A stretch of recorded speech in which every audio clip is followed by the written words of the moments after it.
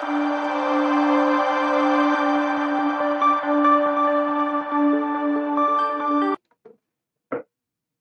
Friends, कैसे हैं आप लोग। तो आपका एक बार फिर से मेरे यूट्यूब चैनल पे बहुत बहुत स्वागत है। तो आज हम अपनी जो पुरानी सीरीज है उसको ही कंटिन्यू करते हुए, जिसमें हम बीएनएसएस और सीआरपीसी के important question for the purpose of answer writing से डील कर रहे हैं, उसमें हम आज डील करेंगे। अगर सीआरपीसी की बात की जाए तो सेक्शन 200 टू 300 के जो भी इम्पोर्टेंट क्वेश्चन हैं उनसे डील करेंगे। वहीं अगर हम बीएनएसएस की बात करें तो हम कौन से सेक्शंस डील करेंगे, सेक्शन 223 से लेकर के 337 तक के सारे प्रोविजंस को हम डील करेंगे। तो चलिए हम हमारे फर्स्ट क्वेश्चन की तरफ चलते हैं। तो सबसे पहले हमारा फर्स्ट क्वेश्चन है, what do you mean by complain. आप कंप्लेन से क्या समझते हैं। Explain its essential and state the procedure that a magistrate shall follow when a complain is made to him. मतलब हमें इसमें यहाँ पे क्या लिखना है, एक तो कंप्लेन की डेफिनेशन लिखनी है, दूसरा हमें क्या लिखना है, इसके क्या क्या एसेंशियल इंग्रेडिएंट्स है, और हमें वो प्रोसीजर मेंशन करना है जो मजिस्ट्रेट फॉलो करेगा जब एक कंप्लेन उसको दी जाएगी। तो सबसे पहले हम कंप्लेन की डेफिनेशन देंगे। तो कंप्लेन की जो डेफिनेशन है उसको अगर सीआरपीसी की बात करें तो 2D में डिफाइन कर रखा है, वहीं बीएनएसएस की बात करें तो 2H में डिफाइन कर रखा है। जैसा कि मैं आपको अपने हर वीडियो में बताती हूँ, वैसा मैं आपको यहाँ पे भी बता देती हूँ कि जो भी सेक्शंस मैंने रेड मार्क से मेंशन किए हैं वो सब सीआरपीसी के हैं, वहीं जो भी सेक्शन मैंने ब्लू मार्क से इंडिकेट किए हैं, हाईलाइट किए हैं, वो सारे सेक्शंस हमारे बीएनएसएस से डील करेंगे। तो सबसे पहले अगर आपका ये क्वेश्चन आएगा तो इसमें आप डेफिनेशन पार्ट लिखेंगे। डेफिनेशन जो है वो जो हमें 2D या 2H में दे रखी है उसको हम मेंशन करेंगे। अब हम एसेंशियल की बात करें कि कंप्लेन के क्या क्या एसेंशियल्स है, तो देखिए ये हमेशा ओरल या राइटिंग किसी भी रूप में हो सकती है। ये क्या होता है, ये एक एलिगेशन होता है। Allegation must be that some person, किसी पर्सन ने कुछ ऐसा ऑफेंस कमिट किया है, भले वो पर्सन नोन है और अननोन है, जिसके किस ऑब्जेक्ट के साथ किया जाता है, with a view to take action, मतलब उसके अगेंस्ट एक्शन लिया जाए। इस ऑब्जेक्ट के साथ हम एक कंप्लेन करते हैं मजिस्ट्रेट को। हमेशा किसको मेड की जाती है, must be made to magistrate. अब क्या होता है, एक दूसरा इसमें इंपॉर्टेंट पॉइंट है जिसमें ये बता रखा है कि ये नेसेसरी नहीं है कि हमेशा एग्रीड पर्सन ही जो है वो कंप्लेन मेड करे, अदर पर्सन भी कंप्लेन मेड कर सकता है। अब हम एक इंपॉर्टेंट केस लॉ से डील करते हैं जो है छाबीलाल गौरांग वर्सेस कृष्णा का केस है, जिसके अंदर क्या बोला है कि when an allegation which do not amount to an offence would not be a complaint. अगर कोई एलिगेशन, अगर कोई ऑफेंस को अमाउंट नहीं करता है तो that doesn't come under the category of complaint. ये किसमें कहा गया था, छबीलाल वर्सेस कृष्णा के केस में ये बोला गया था। दूसरा केस इंपॉर्टेंट है वो है के Ramakrishnan versus station house officer. इसमें यह बताया गया है कि कंप्लेन जो है वो पोस्ट और टेलीग्राम दोनों से भेजी जा सकती है। अब जो एक इंपॉर्टेंट चीज है कि कई बार ये क्वेश्चन आ जाता है कि क्या किसी कंप्लेंट को हम पोस्ट या टेलीग्राम से भेज सकते हैं, तो उस कंडीशन में हम ये इस केस का रेफरेंस देते हुए ये लिखेंगे कि कंप्लेंट को सुप्रीम कोर्ट ने हेल्ड किया है कि कंप्लेंट को पोस्ट और टेलीग्राम से भी भेजा जा सकता है। इस केस के अकॉर्डिंग्स में हम आप आगे बात करते हैं, जिसमें हमें बताया गया है कंप्लेनेंट का एग्जामिनेशन के बारे में। जब भी एक कंप्लेंट हम मजिस्ट्रेट को करते हैं, on complaint magistrate shall examine करेगा, किस किस को एग्जामिन करेगा, जो भी कंप्लेनेंट है उसको करेगा और जो भी विटनेसेस प्रेजेंट है उन दोनों को। मतलब कि एग्जामिनेशन किसका होगा, एक कंप्लेनेंट का, और एग्जामिनेशन किसका होगा, एक पर्सन जो वहां पे विटनेस के रूप में वहां प्रेजेंट है, और किस पे होगा, ओथ पे होगा। तो ये तीन चीजें हम मेंशन करेंगे। तीसरी पॉइंट है कि जब भी कोई कंप्लेन अगर राइटिंग में लिखी जाती है तो मजिस्ट्रेट मतलब बाउंड नहीं है कि वो कंप्लेनेंट को और उसके विटनेसेस को एग्जामिन करे। इसके अंदर दो कंडीशन हमें फुलफिल करनी है कि फर्स्टली तो एक कंप्लेंट राइटिंग में होनी चाहिए, और किसके थ्रू होनी चाहिए, कोई पब्लिक सर्वेंट ने अपनी ड्यूटी को डिस्चार्ज करते हुए ऐसी कंप्लेंट मेड की है, या फिर मजिस्ट्रेट को ऐसा इंक्वायरी या ट्रायल अनादर मजिस्ट्रेट के थ्रू ही मिला है। तो ऐसी कंडीशन में क्या होगा कि मजिस्ट्रेट को इनकी एग्जामिनेशन करने की जरूरत नहीं होगी। तो जो दो इंपॉर्टेंट पॉइंट यहाँ पे हमने पढ़े कि कंप्लेनेंट और विटनेसेस का, पहली बात तो ओथ पे एग्जामिनेशन होता है, दूसरी बात ये कब कंप्लेनेंट और विटनेसेस का एग्जामिनेशन नहीं होगा, तो पहली बात ऐसी कंप्लेंट जो है वो राइटिंग में होगी तो एग्जामिनेशन नहीं होगा। लेकिन राइटिंग में किसके थ्रू होगी, ऐसे पब्लिक सर्वेंट के थ्रू जिसने अपनी ड्यूटीज का डिस्चार्ज करने के अंदर ऐसी कंप्लेंट मेड की है, या फिर ऐसे मजिस्ट्रेट को मेक ओवर किया गया है इंक्वायरी या इन्वेस्टिगेशन के लिए, इंक्वायरी और ट्रायल के लिए केस दूसरे मजिस्ट्रेट के थ्रू, तो उस कंडीशन में भी आपको ये करने की जरूरत नहीं होगी। नेक्स्ट डील करते हैं कि क्या प्रोसीजर है अगर मजिस्ट्रेट कॉम्पिटेंट नहीं है कंप्लेन बनाने के लिए, कंप्लेन लेने के लिए, तो वो क्या प्रोसीजर फॉलो करेगा। तो इसमें ये बताया है कि अगर कंप्लेन राइटिंग में है, अगर कंप्लेन राइटिंग में है तो उसको रिटर्न कर दी जाएगी प्रॉपर कोर्ट, उसमें एंडोर्समेंट किया जाएगा कि भाई मैं इसके लिए एलिजिबल नहीं हूँ, तो मेरे जुरिस्डिक्शन में नहीं है, तो आप ए कोर्ट बी को भेज देगा और उसमें प्रॉपरली एंडोर्स करेगा, मतलब पीछे लिखेगा। अगर वो राइटिंग में नहीं है तो उस पर्सन को प्रॉपर कोर्ट की तरफ डायरेक्ट कर देगा कि आप भी कोर्ट में चली जाइए। जब तक कि वो कॉम्पिटेंट नहीं है तो वो क्या करेगा, ट्रायल नहीं करेगा, एक्सक्लूसिव मतलब पोस्टपोन कर देगा, ऐसे इश्यूज को पोस्टपोन कर देगा। अब जब कंप्लेनेंट प्रेजेंट नहीं है कोर्ट में तो भी वो मतलब उसको नहीं लेगा। दूसरा, अगर एक्सक्लूसिवली कोर्ट ऑफ सेशन के थ्रू ट्रायबल है ये केस, तो उस कंडीशन में भी वो मतलब कॉम्पिटेंट नहीं होता है, वो भी वहां से सेंड कर देगा। अब अगर हम इसके ऑब्जेक्ट की बात करें कि कंप्लेंट का ऑब्जेक्ट क्या है, तो इसका ऑब्जेक्ट थ्री फोल्ड है। जो क्या है, ये एक असर्टेन करेगा कि क्या ऑफेंस कॉन्स्टिट्यूट हो रहा है या नहीं हो रहा। Abuse of process of law को प्रिवेंट करने के लिए जरूरी है कंप्लेंट लिखना, तो वो लिखेगा। और ये क्या है, कंप्लेंट का ऑब्जेक्ट क्या है, ये हेल्प करती है मजिस्ट्रेट या जज को कि यहाँ पे सफिशिएंट ग्राउंड है इन्वेस्टिगेशन के या नहीं। अगर सफिशिएंट ग्राउंड नहीं लगते हैं इन्वेस्टिगेशन इंक्वायरी के, तो उस कंडीशन में कंप्लेंट नहीं लिखी जाती है। ये ऑब्जेक्ट है कंप्लेंट के। अब हम नेक्स्ट डील करते हैं कि कौन से कंडीशंस है जिसके अंदर हम कंप्लेंट को डिसमिस कर देंगे। तो जो भी स्टेटमेंट मजिस्ट्रेट के सामने आप बनाते हैं उसको कंसिडर करने के बाद अगर उसका ओपिनियन है कि कोई सफिशिएंट ग्राउंड एग्जिस्ट नहीं करते हैं ऐसी कंप्लेंट को लेने के लिए, तो वो डिसमिस कर देगा ऐसी कंप्लेंट को। तो मेरे हिसाब से कंप्लेंट वाला जो पॉइंट है वो आपका बिल्कुल क्लियर हो गया होगा। अब हम हमारे नेक्स्ट क्वेश्चन को डील करते हैं जिसके अंदर हम चार्जेस से रिलेटेड प्रोविजंस को देखेंगे। तो फर्स्टली क्वेश्चन 2 क्या बताता है, व्हाट इज ए चार्ज। एक चार्ज क्या होता है, व्हाट इज इट्स ऑब्जेक्ट, इसके ऑब्जेक्ट क्या होते हैं, what are contents of charge, एक चार्ज के क्या क्या कंटेंट्स हैं, what is effect of error in charge. अगर हम चार्ज फ्रेमिंग के टाइम पे कोई एरर कर देते हैं तो उस कंडीशन में हमें क्या उसका इफेक्ट होगा, विशिएट करेगा नहीं करेगा, ये सारी चीजें आपको क्लियर होगी। लेकिन अगर ये क्वेश्चन आ जाता है तो हम उसमें क्या क्या मेंशन करेंगे, ये देखिए विद केस लॉज मैंने यहाँ पे मेंशन किया है।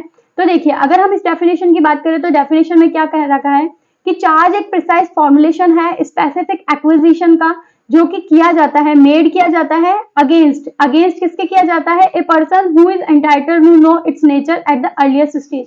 ऐसा पर्सन जिसके खिलाफ आप कोई भी एक्विजिशन लगा रहे हैं, वो अगर अपना डिफेंस लेगा तो उसको पता तो होना चाहिए उसके अगेंस्ट क्या एक्विजिशन है। तो ये precise formulation of specific acquisitions है जो उस पर्सन को अर्लियर स्टेज पे बताया जाता है। दूसरा, अगर हम इसके पर्पस या ऑब्जेक्ट की बात करें तो पर्पस यही है कि अक्यूज को प्रिसाइजली बताया जाए कि क्या है, किस किस चीज से ये चार्ज किया गया है। दूसरा, ऑब्जेक्ट की बात करें तो इससे एसेंशियल फैक्ट्स की उसको नोटिस दिया जाता है जिसके थ्रू वो स्टैब्लिश कर सके कि उसके अगेंस्ट क्या क्या चार्जेस है और वो अपना डिफेंस ले सके। इसका मेन ऑब्जेक्ट यही है। अब हम नेक्स्ट पॉइंट की डील बात करें तो कंटेंट ऑफ चार्जेस की बात करते हैं, जिसको अगर हम सीआरपीसी की बात करें तो 211 में डिफाइन कर रखा है, वहीं पे बीएनएसएस की बात करें तो 234 में बता रखा है। अब कंटेंट ऑफ चार्जेस में क्या होंगे, इसमें जो भी अक्यूज है उसको हम बताएंगे कि उसको किस ऑफेंस से चार्ज किया गया है। अगर उसको कोई स्पेसिफिक नेम दे रखा है, लाइक थेफ्ट दे रखा है, मर्डर दे रखा है, रॉबरी दे रखा है, तो उस नाम से हम उसको बुलाएंगे। अगर उसको स्पेसिफिक नाम नहीं दे रखा है तो डेफिनेशन बताएंगे कि ऐसी डेफिनेशन है, मतलब क्या है, उसके क्या इंग्रेडिएंट्स है। लीगल अगर कोई लॉ और सेक्शंस मेंशन कर रखे हैं तो वो लॉ और सेक्शंस का हवाला देंगे। उसके बाद अगर एवरी लीगल कंडीशन उसकी फुलफिल हो रही है या नहीं हो रही, अपन बताएंगे कि भाई डिसऑनेस्ट इंटेंशन है। अगर थेफ्ट की बात करें तो डिसऑनेस्ट इंटेंशन है, मूवेबल प्रॉपर्टी है, डिसऑनेस्टली रिमूव किया है, तो यहाँ पे बताएंगे हर लीगल कंडीशन जो उसके लिए एसेंशियल इंग्रेडिएंट है वो यहाँ पे फुलफिल हो रहा है, इसलिए you are charge with that section. ठीक है, ये हमेशा कोर्ट की लैंग्वेज में लिखा जाएगा। दूसरा, अगर आपको एनहेंस कन्विक्शन देना है तो उस कंडीशन में क्या होगा, उस एनहेंस कन्विक्शन के लिए आपको प्रीवियस कन्विक्शन भी प्रूव करना पड़ेगा। तो ये सारे वो पॉइंट्स है जिसके अंदर हम 211 या फिर अगर बीएनएसएस की बात करें तो 234 के अंदर हम कंटेंट ऑफ चार्जेस को पढ़ते हैं जो हम वहां पे मेंशन करेंगे। अब नेक्स्ट जो हमने पढ़ा था कि अगर इफेक्ट ऑफ एरर, मतलब अगर चार्ज फ्रेम करते टाइम कोई एरर हो जाता है तो उस कंडीशन में उसका इफेक्ट क्या होगा। ये हम सभी को पता है कि अगर occasion of failure of justice होता है तो कोर्ट के पास पावर है कि वो रीस्टार्ट करेगा ट्रायल को, ठीक है, विटनेसेस को वापस कॉल कर लेगा, रिकॉल कर लेगा, और ये सारी चीजें इसमें दे रखी है। लेकिन अगर वो मिसलीड नहीं हुआ है तो फिर ऐसा कुछ नहीं होगा। एक इंपॉर्टेंट केस देखते हैं, वीनू भाई रणछोड़ भाई पटेल वर्सेस राजू भाई उमेद भाई पटेल। इस केस में सुप्रीम कोर्ट ने क्या हेल्ड किया कि कोई इरोनियस या इरेगुलर और एब्सेंस ऑफ स्पेसिफिक चार्ज, या तो कोई इरोनियस चार्ज लगा दिया या इरेगुलर चार्ज लगा दिया या किसी स्पेसिफिक चार्ज का एब्सेंस है, केवल इस बेसिस पे किसी का भी कन्विक्शन जो है वो इनवैलिड हम डिक्लेयर नहीं कर सकते। कब तक नहीं कर सकते? जब तक कि फेलियर ऑफ जस्टिस ओकेजन नहीं हुआ हो। तो ये एक इंपॉर्टेंट केस लॉ है इफेक्ट ऑफ चार्जेस एरर का, effect of error in charges का। अगर इफेक्ट ऑफ एरर का क्वेश्चन आता है, ये कई बार शॉर्ट क्वेश्चंस में आ जाता है, मैंने यहाँ आपको लॉन्ग क्वेश्चन करके बताया है। तो अगर हम इस क्वेश्चन की बात करें तो इसमें 3 क्वेश्चंस बन रहे हैं और इन 3 क्वेश्चंस को एक साथ भी पूछा जा सकता है और अलग अलग भी पूछा जा सकता है। तो मेरे अकॉर्डिंग अगर आप ये पढ़ के चले जाएंगे तो इट्स मोर देन इनफ, एक case is more than enough अगर आपसे कोई केस लॉ नहीं पूछा गया है। चलिए अब नेक्स्ट क्वेश्चन को डील करते हैं, जिसमें हम पढ़ेंगे discuss joinder of charges. Joinder of charges से हम क्या समझते हैं? तो जो सबसे इंपॉर्टेंट बात है वो ये है कि हमेशा जॉइंडर ऑफ चार्जेस क्या होता है? एप्लीकेशन ऑफ अक्यूज को एप्लीकेशन करनी पड़ती है, किस चीज की? जॉइंडर ऑफ चार्जेस के लिए अप्लाई करना पड़ता है, ठीक है। तो ये हमारा, अगर हम सीआरपीसी की बात करें, मैंने यहाँ पे सेक्शन मेंशन नहीं किया है, तो 218 है, और वहीं पे अगर हम बीएनएसएस की बात करें तो 241 है। वहीं पे 3 offences of same kind committed with in a period of 1 year, तो उसका भी मतलब उनको भी एक साथ ट्राई करा जा सकता है। 219 सॉरी एंड 242 के अंदर इसको डील किया जा सकता है। अब हम नेक्स्ट से डील करते हैं, जहां पे भी सेम ट्रांजेक्शन में अगर आपने कोई ऑफेंस किए हैं, मतलब एक ही ऑफेंस को आप सेम ट्रांजेक्शन में कर रहे हैं, तो आपका जो सेक्शन डील करेंगे सीआरपीसी के 220 और बीएनएसएस के 243। अगर ये डाउटफुल है कि आपने क्या ऑफेंस कमिट किया है, तो अक्यूज को उन सारे ऑफेंसेस से जिसका भी डाउट है या उनमें से किसी एक ऑफेंस से डील किया जा सकता है। और एक अलग पॉइंट है कि कब हम एक पर्सन को जॉइंटली चार्ज कर सकते हैं, तो उससे रिलेटेड प्रोविजन 223 से 246 है। इसको अब हम आगे डील करते हैं। क्या बताते हैं कि कौन से ऐसे पर्सन है, व्हाट पर्सन्स में बी चार्ज जॉइंटली, ये हमारा नेक्स्ट क्वेश्चन है। इसमें बताया है कि जो सेक्शन 223 है सीआरपीसी का, वहीं जो सेक्शन 246 है बीएनएसएस का, वो प्रोवाइड करता है हमें कि कौन कौन से फॉलोइंग पर्सन है जिसको हम चार्ज कर सकते हैं या ट्राई कर सकते हैं टुगेदर। तो कई बार ये एक इंपॉर्टेंट क्वेश्चन बन के आ सकता है कि which are the persons whom we can charge jointly. तो उसके लिए हमें सेक्शन 223 और 246 लिख कर आना पड़ेगा।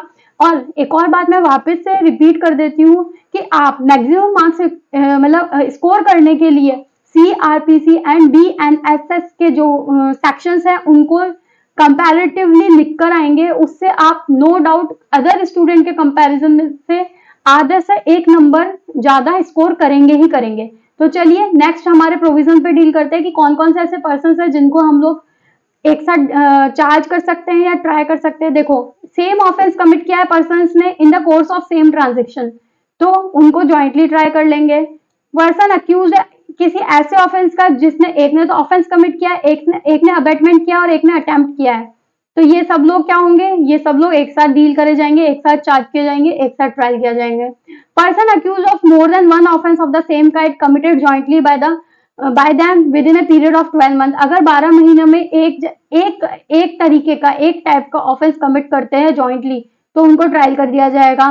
Person accuse of different offences committed in the course of same transaction, उनने सेम ऑफेंस नहीं किया या सेम काइंड का ऑफेंस नहीं किया, but course of same transaction में ऑफेंस किया। आपने क्या किया है? आपने ना पहले हाउस ब्रेकिंग की है, उसके बाद आपने क्या किया? आपने रॉबरी कमिट की है, फिर क्या किया है? आपने मर्डर कमिट कर दिया है। तो ये सारे जो भी है ये सब इसमें लग जाएंगे, एक ही ट्रांजेक्शन में है, इसलिए डिफरेंट डिफरेंट ऑफेंस के लिए डिफरेंट डिफरेंट चार्जेस बनेंगे, लेकिन एक ही ट्रायल होगी इनकी, ठीक है। अब ऐसा कोई पर्सन जिसने थेफ्ट किया है, एक्सटॉर्शन किया है, चीटिंग किया है, क्रिमिनल मिसअप्रोप्रिएशन किया है, या फिर वो ऐसा पर्सन है जिसने रिसीव किया, रिटेन किया, असिस्ट किया है या डिस्पोजल किया है, कंसीलमेंट किया है किसी प्रॉपर्टी को, स्टोलन प्रॉपर्टी या इनसे जो भी प्रॉपर्टी हुई है या इनका अटेम्प्ट किया है, अबेटमेंट किया है, वो एक साथ डील किया जाएगा।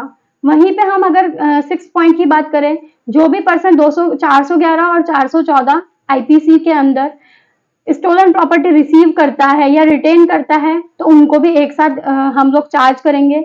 वहीं पे जो भी चैप्टर 12 किससे डील करता है, काउंटरफिट कॉइन्स से डील करता है। काउंटरफिट कॉइन्स आईपीसी के अंदर डिफाइन कर रखे हैं, जिसके अंदर ऐसे चैप्टर और कॉइन का अबेटमेंट करता है, अटेम्प्ट करता है या कमिट करता है ऐसा ऑफेंस, इन सारे पर्सन को हम ज्वाइंटली डील करेंगे। नेक्स्ट चलते हैं हम क्वेश्चन नंबर 5 पे। क्वेश्चन नंबर 5 में हम ट्रायल्स के रिगार्डिंग प्रोविजंस पढ़ेंगे। तो सबसे पहले कोर्ट ऑफ सेशन के लिए ब्रीफली डिस्क्राइब करना है प्रोसीजर प्रिस्क्राइब फॉर ट्रायल। ठीक है, तो ये वाला इतना इंपॉर्टेंट नहीं है, मैंने शॉर्ट फॉर्म में लिख दिया है।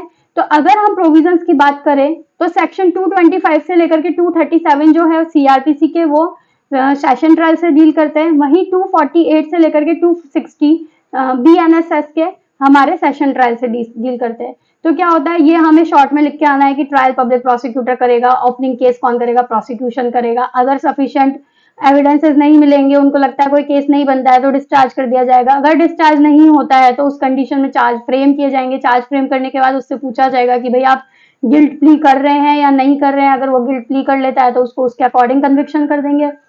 अगर गिल्ट प्ली नहीं करता है तो उस कंडीशन में क्या होंगे, प्रोसिक्यूशन के एविडेंसेस के लिए डेट डिटरमाइन कर लेंगे। प्रोसिक्यूशन के एविडेंसेस की डेट डिटरमाइन करके जिस दिन की डेट है उस दिन उनके एविडेंसेस लिए जाएंगे। अगर एविडेंसेस लेने के बाद ऐसा लगता है कि कोई केस नहीं बन रहा है तो कोर्ट इसको एक्विट कर सकता है, और अगर एक्विट नहीं किया गया तो डिफेंस के लिए उसको बुलाया जाएगा। डिफेंस के लिए बुलाने के बाद आर्ग्यूमेंट्स होंगे दोनों के बीच में। आर्ग्यूमेंट के बाद जजमेंट दे देगा ये एक्विटल और कन्विक्शन का। तो मेरे अकॉर्डिंग इसमें आपको कोई प्रॉब्लम नहीं होगी, ये बड़ा इजी सा कंसेप्ट है। उसके बाद जो इंपॉर्टेंट क्वेश्चन है वो है हमारा क्वेश्चन नंबर 6, जो मैक्सिमम टाइम पूछा जाता है, जिसमें explain in brief the procedure for trial adopted in warrant cases. इसके अंदर ये बता रखा है। तो अब हम जो है जो प्रोविजंस है इसके रिगार्डिंग, जो पुलिस देखिए, procedure for trial adopted in warrant cases instituted otherwise than on police report. मतलब पुलिस रिपोर्ट के अन्यथा अगर आपने कोई भी तरीके से आपने जो वारंट केसेस है उसकी ट्रायल का क्या प्रोसीजर रहेगा, उसके रिगार्डिंग प्रोविजंस की अगर हम बात करें तो सेक्शन 244 टू 248 ऑफ सीआरपीसी। वहीं अगर बीएनएसएस की बात करें तो 267 टू 271 ऑफ बीएनएसएस डील करता है इन प्रोविजंस में। अब हम क्या करेंगे, जो इन हेड्स में हमें डिस्क्राइब करा है, सबसे पहले एविडेंस फॉर प्रोसिक्यूशन लेंगे। फिर अगर एविडेंस ऑफ प्रोसिक्यूशन लेने के बाद ऐसा लगता है कि कोई केस फॉर्म ही नहीं हो रहा है तो उस कंडीशन में क्या करेंगे, हम अक्यूज को डिस्चार्ज कर देंगे। अगर अक्यूज डिस्चार्ज नहीं होता है तो फिर इनने बताया है कि क्या प्रोसीजर फॉलो किया जाएगा। अगर अक्यूज डिस्चार्ज नहीं होगा तो वही प्रोसीजर फॉलो किया जाएगा कि सबसे पहले उसको पूछेंगे कि चार्जेस फ्रेम करने के बाद उसको पूछेंगे कि भाई तुम लोग एविडेंस मतलब तुम लोग प्लीड गिल्टी कर रहे हैं या नहीं कर रहे। अगर उसने प्लीड गिल्टी नहीं किया है तो उसके अंदर क्या करेंगे, एविडेंसेस डेट और डिटरमाइन करेंगे, एविडेंस मंगाएंगे प्रोसिक्यूशन के। एविडेंस के बाद अगर लगता है कि कोई केस नहीं बन रहा है तो एक्विट कर देंगे, और अगर केस बन रहा है तो डिफेंस के लिए बुलाएंगे, आर्ग्यूमेंट करेंगे, और उसके बाद देखिए एविडेंस फॉर डिफेंस बना लेंगे। फिर कंक्लूजन ऑफ ट्रायल कर देंगे। कंक्लूजन ऑफ ट्रायल क्या होगा, ईदर एक्विटल और कन्विक्शन, दोनों में से एक चीज होगी। तो इस तरीके से आपका मतलब प्रोविजंस दे रखे हैं कि trial regarding warrant cases instituted otherwise done on police report have been mention under which sections. तो हमें ये सारे सेक्शंस इसमें मेंशन करके आने हैं। नेक्स्ट क्वेश्चन से हम डील करते हैं, जिसमें इन्हें ये बताया है कि हमें क्या करना है, डिस्कस द प्रोसीजर। हमें वो प्रोसीजर डिस्कस करना है adopted by the magistrate which has been adopted by, जो मजिस्ट्रेट अडॉप्ट करता है during trial of summon cases. ये भी एक इंपॉर्टेंट पॉइंट है, इसके अंदर से भी केसेस बनते हैं। तो क्वेश्चन नंबर 6 और 7 जो है वो यहाँ पे इंपॉर्टेंट है। इसमें से एक ना एक क्वेश्चन बनने की जो प्रोबेबिलिटी है वो बहुत ज्यादा है, हाई प्रोबेबिलिटी है। तो अब देखिए मजिस्ट्रेट क्या प्रोसीजर फॉलो करता है समन केसेस में। तो सबसे पहले अगर ये बड़ा क्वेश्चन आता है तो हम समन केस की डेफिनेशन देंगे, जो मैं ऑलरेडी पहले भी डील कर चुकी हूँ अपने डेफिनेशन वाले पार्ट में, लेकिन मैं आपको यहाँ पे भी बता देती हूँ। सेक्शन 2W ऑफ सीआरपीसी जो है वो डील करता है इससे। वहीं पे 2X जो है बीएनएसएस का, वो समन केसेस से डील करता है। हमें पता है समन केसेस क्या होते हैं। अगर हम डेफिनेशन प्रॉपर डेफिनेशन पे जाए तो वो केस होते हैं जो वारंट केसेस नहीं होते, लेकिन हम इसको इलॉबरेटली लिखेंगे तो हम ये लिख के आएंगे, a summon case means a case relating to an offence punishable with imprisonment up to 2 years but not more than that। मतलब कि 2 ईयर से ज्यादा की इम्प्रिजनमेंट नहीं होती है और 2 इयर्स तक की इम्प्रिजनमेंट दिया जा सकता है, वो समन केसेस होते हैं। वहां पे हम ये नहीं लिख करेंगे summon case is a date case which is not a warrant case. ठीक है, तो हमें यहाँ पे ये वाला जो मैंने आपको पॉइंट बताया है ये मेंशन करना पड़ेगा, यहां से लेकर के यहां तक का। ठीक है, अब क्या प्रोसीजर है जो मजिस्ट्रेट फॉलो करता है? तो देखिए यहाँ पे हमें पता है कि समन केसेस के अंदर हम चार्जेस फ्रेम नहीं करते हैं, तो सब्सटेंस ऑफ एक्विजिशन उसको स्टेट किया जाएगा कि भाई तुम्हारे ऊपर क्या क्या आरोप लगे हैं। फॉर्मल चार्जेस फ्रेम नहीं होते हैं, it is discretion of the court to frame or not to frame the same. अगर वो एक्विजिशन के दौरान प्ली गिल्ट कर लेता है तो उसको कन्विक्ट कर देंगे। अगर मान लीजिए कन्विक्शन किया जाता है उसका, या तो किस पे कन्विक्शन किया जाएगा, plea of guilt in absence. इसके रिगार्डिंग प्रोसेस दे रखा है कि अगर पैटी केसेस है तो उसकी एब्सेंस में भी उसने अगर समन के थ्रू या उसके प्लीडर के थ्रू एक्सेप्ट कर लिया कन्विक्ट, तो उसको प्लीड कर लिया गिल्ट, तो उसको पैटी केसेस में क्या प्रोसेस दे रखा है वो पूरा यहाँ हमको मेंशन करना पड़ेगा। इसके रिगार्डिंग एक अलग क्वेश्चन भी बनता है कि पैटी केसेस में क्या प्रोसेस रहता है कन्विक्शन का, तो उसमें हमको सब कुछ मेंशन करना पड़ेगा कि 1000 रुपए से ज्यादा का नहीं होना चाहिए, पोस्ट के थ्रू भेज देंगे या वो प्लीडर के थ्रू भेज देगा, वो मतलब बाय पोस्ट भी है अपनी है ना, जो कन्विक्शन है प्ली ऑफ गिल्ट है वो एक्सेप्ट कर सकता है। अब अगर वो यहाँ पे मतलब कन्विक्ट नहीं होता है, ऊपर वाले प्रोविजंस में कन्विक्ट नहीं होता है, तो एक्विटल और कन्विक्शन का जो भी है पूरा प्रोसेस फॉलो करके ये कर दिया जाएगा। इसके रिगार्डिंग प्रोविजंस की बात करें तो सीआरपीसी के सेक्शन 250 से लेकर 255 डील करते हैं। वहीं अगर बीएनएसएस की बात करें तो 273 से लेकर के 278 के जो प्रोविजंस है वो हमारे समन केसेस से डील करते हैं। नेक्स्ट क्वेश्चन को डील करते हुए question number 8, what is the effect of non appearance? अगर मान लिया अपीयर नहीं होता है और death of complainant in trial of summon cases by magistrate. अगर मजिस्ट्रेट समन केसेस डील कर रहा है तो या तो कंप्लेनेंट आता ही नहीं है या फिर उसकी डेथ हो जाती है, तो उसका क्या प्रोसीजर होगा, उसका इफेक्ट क्या होगा? तो उसके लिए रिगार्डिंग प्रोविजंस की अगर हम बात करें तो 256 सीआरपीसी, वहीं बीएनएसएस की बात करें तो 279 इससे डील करता है। अब इसका इफेक्ट क्या होगा? अगर समन केस से इन ए समन case 3 courts are open to magistrate where the complainant is absent, उसके पास 3 चीजें अवेलेबल है कि वो क्या क्या कर सकता है। देखो अगर कंप्लेनेंट नहीं आया है या कंप्लेनेंट की डेथ हो गई है तो उस कंडीशन में क्या करेगा, या तो अक्यूज को एक्विट कर देगा या फिर फर्दर डेट के लिए एडजॉर्न कर देगा केस को, कि देखते हैं लीगल रिप्रेजेंटेटिव आते हैं, लीगल हायर्स टर्न होते हैं, तो उसके लिए वेट कर सकता है। या फिर dispense with the attendance of complainant, complainant की अटेंडेंस को डिस्पेंस विद कर देगा और प्रोसीड करेगा with the case where such personal attendance is not necessary. अगर ऐसी नेसेसरी नहीं है, किसी कंप्लेनेंट की डेथ हो जाती है या कंप्लेनेंट नहीं आता है, नॉन अपीयरेंस है, तो अगर उसकी अटेंडेंस जरूरी नहीं है उस कंडीशन में क्या कर देगा, डिस्पेंस विद पर्सनल अटेंडेंस कर देगा, मुक्ति दे देगा उसको। और अगर प्लीडर और पब्लिक प्रोसिक्यूटर के थ्रू अगर वो कर रहा है वहां पे अपने आप को रिप्रेजेंट कर रहा है, तो उस कंडीशन में भी उसको मतलब क्या कर देगा, डिस्पेंस विद पर्सनल अटेंडेंस कर देगा। इसके रिगार्डिंग प्रोविजंस का दे रखे हैं, तो अगर सीआरपीसी की बात करें तो 256 के क्लॉज 1 में ये चीज मेंशन कर रखी है। वहीं बीएनएसएस के अंदर सेम चीज को कहा मेंशन कर रखा है, हमारे थर्ड पॉइंट को 279 के क्लॉज 1 में कर रखा है। तो अब हम इसके इंपॉर्टेंट केस लॉज को डील करते हैं। तो फर्स्ट केस है महेश प्रसाद वर्सेस महावीर सिंह। तो महेश प्रसाद वर्सेस महावीर सिंह का केस हमें क्या बताता है कि देखो the magistrate must exercise his discretionary power reasonably. मतलब अगर आपको डिस्क्रिशनरी पावर दी है तो ये नहीं है कि आप उसको कैसे भी यूज करेंगे, आपको उस पावर को रीजनेबली यूज करना पड़ेगा। And only in case where the complainer has filed appear without any failed, sorry यहाँ पे फेल्ड आएगा, अगर वो फेल हो जाता है without any just cause appear करने के लिए, तो ही आप अपनी इस डिस्क्रिशनरी पावर को यूज करेंगे, अदरवाइज आप यूज नहीं करेंगे। सेकंड पॉइंट हम बताते हैं उगमा राज वर्सेस स्टेट का केस है, जिसमें मजिस्ट्रेट सुप्रीम कोर्ट ने क्या हेल्ड किया कि जो मजिस्ट्रेट है उसको रिव्यू की कोई पावर नहीं है, जो उसने कौन से सेक्शन में पास किया है, 256 ऑफ सीआरपीसी और 279 ऑफ बीएनएसएस। तो अगर किसी मजिस्ट्रेट ने कोई ऑर्डर पास किया है 256 या 279 के अंदर, तो वो खुद उसको रिव्यू नहीं कर सकता। ये सुप्रीम कोर्ट ने उगमा राज वर्सेस स्टेट के केस में बताया है। It is not obligatory for complainant to appear in person on the date of filing of the complainant. और इसमें यह भी बोला है कि जिस दिन कंप्लेंट फाइल की गई है उस दिन उसका आना कंपलसरी नहीं है। And no complaint can be dismiss due to such non appearance. अगर वो नहीं आता है तो केवल आप इस चीज को बेस बना करके कि कंप्लेनेंट प्रेजेंट ही नहीं है, ये आया ही नहीं है, उसके लिए आपको जस्टिफाइड रीजन रिकॉर्ड करने पड़ेंगे अगर केस बनता है तो, कि किस रीजन से आप उसको डिसमिस कर रहे हैं। तो ये पॉइंट मेरे अकॉर्डिंग आपका क्लियर होगा। नेक्स्ट क्वेश्चन को डील करते हैं। Question number 9, can evidence be recorded in absence of accuse? क्या एविडेंसेस को एब्सेंस ऑफ अक्यूज की एब्सेंस के अंदर रिकॉर्ड किया जा सकता है? तो देखिए, जनरल प्रिंसिपल क्या कहता है कि ये प्रेजेंस ऑफ अक्यूज में ही, मतलब जब अक्यूज प्रेजेंट होगा कोर्ट के अंदर तभी उसके जो हमारे रिकॉर्ड होंगे एविडेंसेस वो उसकी प्रेजेंस में ही होंगे। ये जनरल प्रिंसिपल है। क्या है general principle? The evidence should be recorded in the presence of the accuse. लेकिन ये कहाँ बता रखा है? तो सीआरपीसी के सेक्शन 273 इसको डील करता है, वहीं बीएनएसएस का सेक्शन 308 इसको डील करता है। लेकिन इसका एक्सेप्शन जो है वो हमें सेक्शन 299 ऑफ सीआरपीसी और बीएनएसएस का 335 बताता है। वो क्या बोलता है? If it is prove that an accused person has, अगर वो एब्सकॉन्ड हो गया है या फिर and that there is no immediate prospect of arresting him, या फिर उसको पकड़ ही नहीं जा सकता, अभी थोड़े टाइम पीरियड में हम उसको पकड़ नहीं पाएंगे।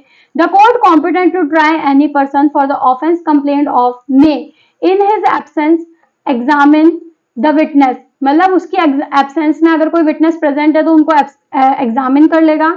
Produce on behalf of the prosecution, मतलब जो भी प्रोसिक्यूशन अपने बिहाफ पे विटनेसेस को प्रोड्यूस किया है तो उनको एग्जामिन कर लेगा। And record their deposition and any such deposition may on arrest of such person be given, मतलब कि अगर आप एब्सकॉन्ड हो गए या आपका अभी आपको पकड़ा नहीं जा सकता तो उस कंडीशन में क्या होगा? प्रोसिक्यूशन ने जिन भी विटनेसेस को रखा है, मतलब लाया है, उन सबका क्या करेंगे? डिपोजिशन कर लेंगे। और जब ऐसे पर्सन को अरेस्ट करके लाया जाएगा तो उस कंडीशन में उसको दिया जाएगा कि इस विटनेसेस का ये डिपोजिशन हमने लिया था, ये एविडेंसेस लिए थे। अब नेक्स्ट पॉइंट क्या बोलता है? In evidence against him on inquiry into or trial for the offence which he charge, जिस भी ऑफेंस से उसको चार्ज किया गया है और एविडेंस लिए गए हैं किसी भी इंक्वायरी या ट्रायल में, if the deponent is dead और इनकेपेबल ऑफ गिविंग एविडेंस, मान लीजिए अक्यूज प्रेजेंट नहीं था, उस कंडीशन में उसके हमने सब लिख लिए हैं, रिकॉर्ड कर लिए एविडेंसेस, और अगर वो डिपोनेंट मर जाता है या इनकेपेबल हो जाता है एविडेंस देने के लिए, या फिर उसको मिल ही नहीं रहा है, कहीं खो गया है वो आदमी, या फिर उसकी presence without amount of delay, expenses और इनकन्वीनियंस के बिना नहीं ली जा सकती है, तो उस कंडीशन में भी उसके सारे जो भी एविडेंसेस होंगे उनको रिकॉर्ड कर लिया जाएगा। ये भी एक इंपॉर्टेंट बात है। अब आगे चलते हैं, आगे क्या बोलता है?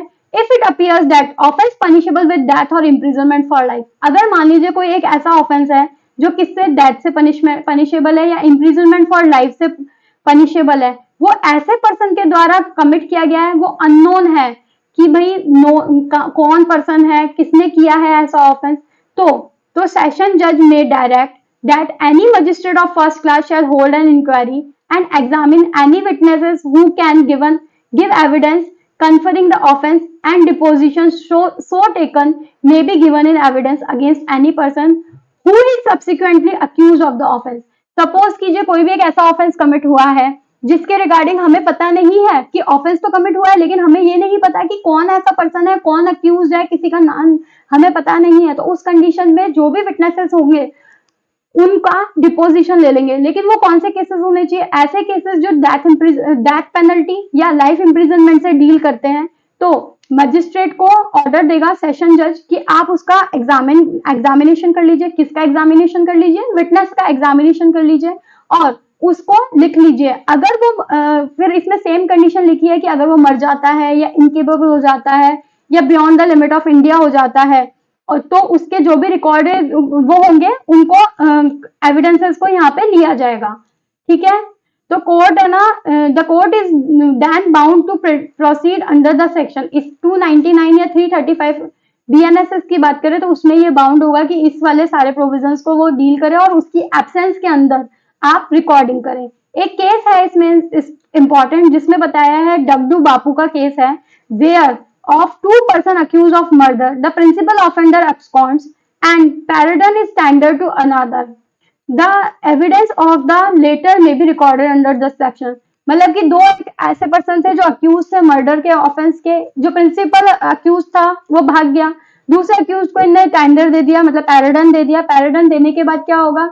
उसके एब्सेंस में, क्योंकि वो एब्सकॉन्ड कर चुका है, हम ऊपर पढ़ चुके हैं, एब्सकॉन्ड होने के कंडीशन में वो लिख दिया जाएगा, मतलब उसकी रिकॉर्डिंग कर लिए जाएंगे सारे एविडेंसेस को। तो आप इसमें ये क्वेश्चन मेंशन करके आ सकते हैं। जब आपके पास ये क्वेश्चन आएगा कि क्या एब्सेंस ऑफ अक्यूज्ड के अंदर हम लिख सकते हैं, तो जो इंपॉर्टेंट बात है वो यही है कि अगर वो एब्सकॉन्ड कर गया है, या फिर उसकी इमीडिएट प्रेजेंस पॉसिबल नहीं है, या फिर वो आउट ऑफ कंट्री है, जो भी रीजन है उसके और कौन सा केस है, ऐसा केस जिसके अंदर डेथ पेनल्टी और लाइफ इम्प्रिजनमेंट की प्रोविजंस है, तो इनको लिख लिया जाएगा। अब हम नेक्स्ट क्वेश्चन से डील करते हैं। Question number 10। क्वेश्चन नंबर 10 क्या कहता है? Discuss fully the law relating to tender of pardon. अब हमने ऊपर पैराडन जग्गू के केस में पैराडन वाली बात की थी, वो वाले क्वेश्चन आ चुके हैं। Tender of pardon to an accomplice, can a person who has accepted a tender of paragon be tried for the offense in respect of which paragon was so tendered? ठीक है, अब इस क्वेश्चन के regarding अगर हम provisions की बात करें तो सेक्शन 306 से लेकर के 308 ऑफ सीआरपीसी से डील करता है। वहीं पे बीएनएसएस की बात करें तो 343 से लेकर के 345 के जो प्रोविजंस हैं वो इससे डील करते हैं। अब सेक्शन 306 क्लॉज 1 और 343 clause 1 of BNSS with a view to obtain the evidence of any person. आपको क्या करना है? आपको कहीं से भी कोई भी ऑफेंस के क्लू नहीं मिल रहे हैं, एविडेंसेस नहीं मिल रहे हैं, तो ऐसे कंडीशन में आप उसको मतलब जस्टिस को डिनाइड करने से बेटर है कि आप किसी एक पर्सन को पैराडॉन दे करके और एविडेंसेस ले ले और है ना केस को कंप्लीट करे। तो देखिए कौन कर सकता है? तो चीफ जुडिशियल मजिस्ट्रेट के पास पावर है, या मेट्रोपॉलिटन मजिस्ट्रेट क्या कर सकता है? Eight any stage of investigation और इंक्वायरी और ट्रायल की स्टेज पे किसी भी पर्सन को क्या कर सकता है? किसी भी पर्सन को दे सकता है कि आप पैराडॉन, आपको पैराडॉन, फुल पैराडॉन दे दिया जाएगा अगर आप सारी चीजें हमें बता देंगे, सही सही आप हमें बता देंगे तो आपको पैराडॉन दे दिया जाएगा। ठीक है, अब क्या बोल रहा है? तो कॉम्पिटेंट अथॉरिटी आपको क्लियर हो गई होगी, स्टेजेस क्लियर हो गई होगी। मैंने ये जो रेड मार्क से मेंशन किया है ये यहाँ पे इंपॉर्टेंट प्रोविजन है, ये आपको लिखना ही लिखना पड़ेगा। कौन कौन कॉम्पिटेंट अथॉरिटी है? तो chief judicial magistrate, metropolitan magistrate. कौन सी स्टेजेस पे दे सकते हैं? इन्वेस्टिगेशन की स्टेज पे, इंक्वायरी की स्टेज पे, या ट्रायल की स्टेज पे, किसी भी स्टेज पे दिया जा सकता है। अब देखिए, the magistrate of first class inquiring into or trying the offence at any stage of inquiry or trial may tender a paragon to such person on condition of his making a full and true disclosure of the whole of the circumstances within his knowledge। अब देखिए मैंने आपको बताया chief judicial magistrate और metropolitan magistrate जो है ये कौन से स्टेजेस पे देंगे? तो तीनों स्टेजेस पे दे सकते हैं, इन्वेस्टिगेशन, इंक्वायरी और ट्रायल। जबकि मजिस्ट्रेट फर्स्ट क्लास की अगर हम बात करें तो ये 2 स्टेजेस पे ही दे सकता है, इंक्वायरी में या ट्रायल में। तो ऐसी कंडीशन पे ये भी सामने वाले पर्सन को पैराडॉन दे सकता है, जो अकम्प्लिश है उसको पैराडॉन दे सकता है कि वो ट्रू डिस्क्लोजर करेगा वो सर्कमस्टांसेस का जो भी उसकी नॉलेज में है। अब ये सेक्शन कहाँ कहाँ अप्लाई होता है? तो देखिए, any offence tribal exclusively by court of session और बाय कोर्ट ऑफ स्पेशल जज अपॉइंटेड। देखिए ये जनरली कौन से केसेस में लगता है? जो हाई ग्रेविटी के केसेस है जिसमें पनिशमेंट हाई है, 7 ईयर से ज्यादा का पनिशमेंट दे रखा है, उस कंडीशन में ही आपको पैराडन दिया जाएगा। हर केसेस के अंदर पैराडन नहीं दिया जाता है। तो वो कौन से केसेस है? जो exclusively court of session deal करता है। हमें पता है कोर्ट ऑफ सेशन हाई उसके जो केसेस होते हैं ग्रेविटी के, उनको सीरियस नेचर के जो केसेस होते हैं उनको डील करता है। वहीं पे स्पेशल जजेस कौन से केसेस में बनाए जाते हैं? स्पेशल जजेस पॉक्सो में बनाए जाते हैं, SC/ST एक्ट के अंदर स्पेशल जजेस का प्रोविजंस है। ऐसे बहुत सारे अलग अलग एक्ट्स हैं जिनके अंदर स्पेशल जजेस का प्रोविजन दे रखा है, और वो स्पेशल जजेस जो है वो हाई ग्रेविटी के ऑफेंसेस को डील करते हैं। तो उसमें ही हम पैराडन देंगे, ये हम स्पेसिफिकली मेंशन करके आएंगे। या फिर ऐसा कोई ऑफेंस पनिशेबल विथ इम्प्रिजनमेंट विच में एक्सटेंड टू 7 ईयर्स और with A more severe sentence. कई बार ऐसा होता है कि 7 ईयर से ज्यादा का पनिशमेंट दे रखा है लेकिन वो सेशन ट्रायबल नहीं है, लोअर जजेस ट्रायबल है, तो उस कंडीशन में भी उसको पैराडन दिया जा सकता है क्योंकि वो भी हाई ग्रेविटी के माने जाएंगे। चलिए नेक्स्ट पढ़ते हैं। Every person accepting a tender of pardon under subsection 1A shall be examined as witness। इसको विटनेस के रूप में एग्जामिन किया जाएगा। shall unless he is already on bail, जब तक कि वो बेल पे नहीं है, be detained in custody until the termination of trial। मतलब उसको अगर वो बेल पे नहीं है तो हम उसको कस्टडी में ही रखेंगे till the moment trial end नहीं हो जाती है। Where a person has accepted a tender of pardon, अब जहां पे किसी पर्सन ने टेंडर ऑफ पैराडन एक्सेप्ट कर लिया है and has been examine the magistrate taking cognizance of the offence shall without making any further inquiry in the case. क्या क्या करेगा? अगर सपोज कीजिए एक पर्सन ने टेंडर एक्सेप्ट कर लिया है, तो जो मजिस्ट्रेट उसका एग्जामिनेशन कर रहा है, इंक्वायरी कर रहा है केस में, वो क्या क्या कर सकता है? कमिट कर सकता है ट्रायल को। मतलब वो जो ट्रायल हो रही है, इंक्वायरी के दौरान उस ट्रायल को कमिट क्या करेगा? To the court of session, session court को कमिट कर देगा जब वो एक्सक्लूसिवली ट्रायबल है कोर्ट ऑफ सेशन के थ्रू। If the magistrate taking cognizance is judicial magistrate, और अब सपोज कीजिए वो मजिस्ट्रेट नहीं है, जुडिशियल मजिस्ट्रेट है, तो किसको करेगा? To a court of special जज को करेगा, अगर exclusively triable by special court है। ये मैंने आपको ऊपर भी मेंशन कर दिया है। अब बी पॉइंट क्या बोल रहा है? ये तो हमने कब कमिट करेंगे? जब कोर्ट ऑफ सेशन के द्वारा ट्रायबल है या फिर स्पेशल जज के द्वारा, स्पेशल कोर्ट के द्वारा ट्रायबल है। बी पॉइंट हमें क्या बोल रहा है? In any other case made over the case to chief judicial magistrate who shall try the case himself. अगर मान लीजिए 7 ईयर्स तक का पनिशमेंट जो हम ऊपर पढ़ के आए हैं उससे डील करता है, तो ये किसको मेक ओवर किया जाएगा? चीफ जुडिशियल मजिस्ट्रेट को मेक ओवर किया जाएगा और वो उसको केस को ट्रायल करेगा। अब अगर हम ऑब्जेक्ट की बात करें तो क्या पैराडन का ऑब्जेक्ट क्या है? तो the object of tender of pardon to an accomplice is to allow pardon to be tendered in case where a grave offence is alleged to have been committed. मैंने आपको बताया था कि ग्रेव ऑफेंस कमिट किया गया है by several person, बहुत सारे पर्सन से किया गया है, so that with the aid to the evidence to the person pardon the offence could be brought home to the rest.